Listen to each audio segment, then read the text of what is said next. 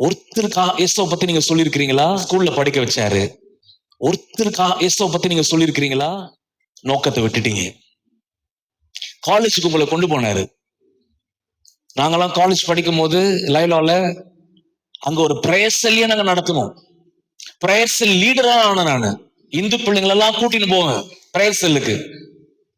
Catholic பசங்களெல்லாம் கூட்டின்னு போவேன். ஏன்னா அது கேத்தலிக் இன்ஸ்டிடியூஷன். உங்களை நம்பி ஒரு நல்ல ஒரு ஸ்தானத்துல வேலையில உட்கார வச்சாரு.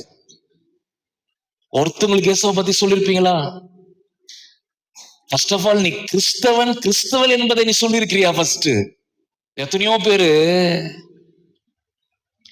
இங்க கிறிஸ்தவர்களை போல இருந்துட்டு வேலையில போயிட்டு பொட்டு வச்சிருக்கிறவங்களா இருக்கிறாங்க. தன்னை கிறிஸ்தவர்கள் என்று சொல்லிக்கொள்ள வெக்கமா?